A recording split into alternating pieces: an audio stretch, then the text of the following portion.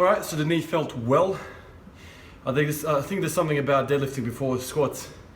It really does something to my hips and my quads. Balances them out. So yeah, I guess I have to go back to this every day now. Let's see how the second set feels.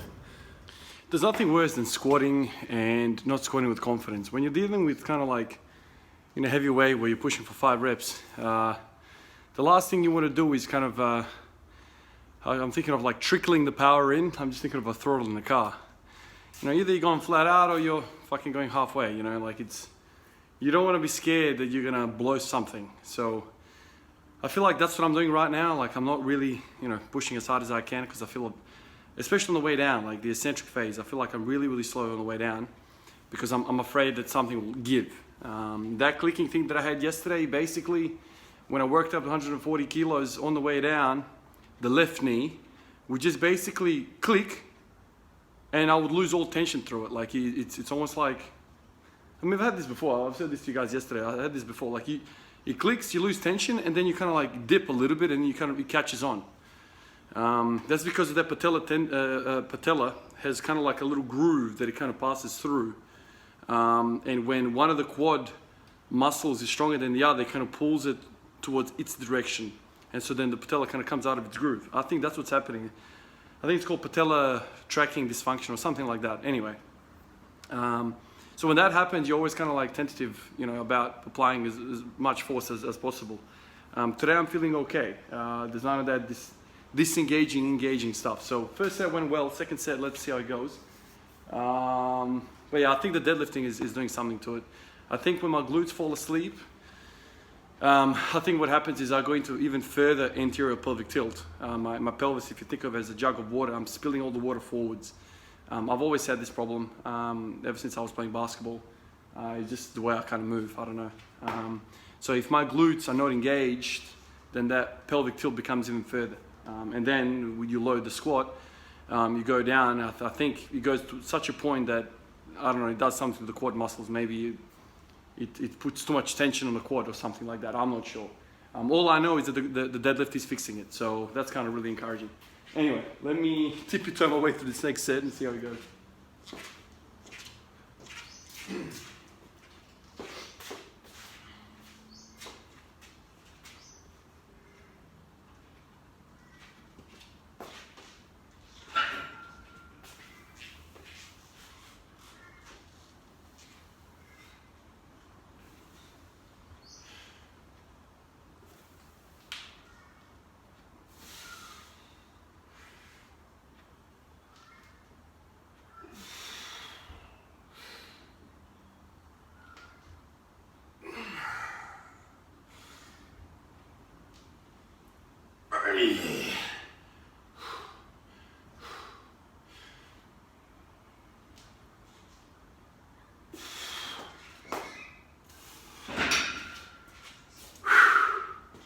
Alright, so that felt well.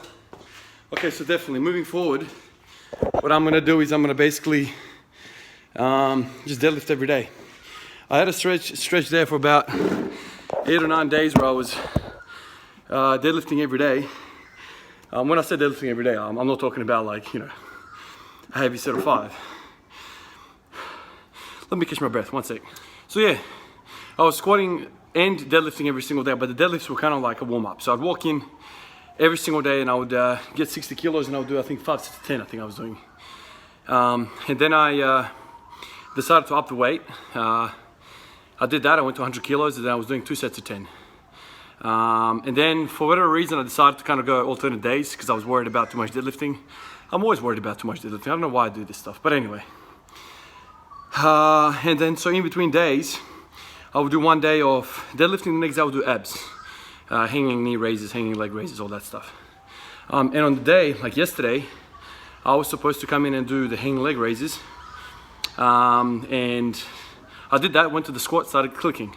So I thought, well shit, I can't freaking squat properly, so I might as well do the deadlift. And so I did my planned deadlift session, well, 2 sets of 10 with 100 kilos that I was supposed to do the next day. I did it on that day because I was unfulfilled, right? Like I haven't squatted properly, so I might as well deadlift to the plan. So And then when I did that, you know, after the two sets of 10, I started thinking, damn, like I actually feel better, weird way.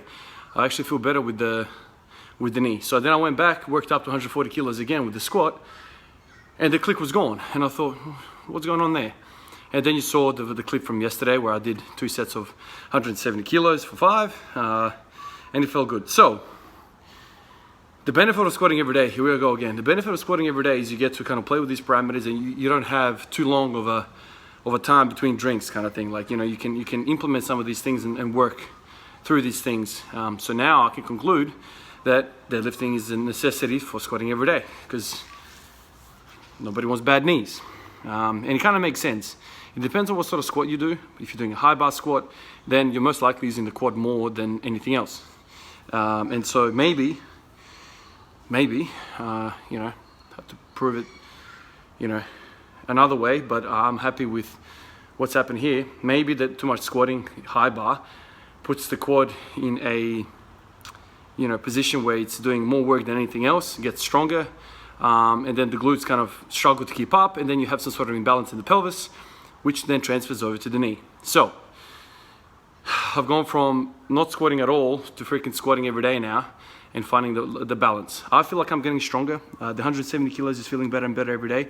I'm doing 2 sets now, and I think the deadlift has a good part to play with it. I don't think the way I squat does enough for the glutes, and so this deadlifting that I do every day keeps the glutes warmed up, primed, and then when I do squat, because the glutes are already kind of pre-fatigued and engaged, I'm getting more out of the squat for the glutes, and I'm also getting more out of the squat because the knees are happy. So that's where I'm at, feeling good. I love it when there's a problem and then I fix it, but that kind of comes with experience, I guess. You know, been at it for a little while now, and you kind of learn, like I said yesterday, what's normal, and when something happens that's abnormal, you get worried.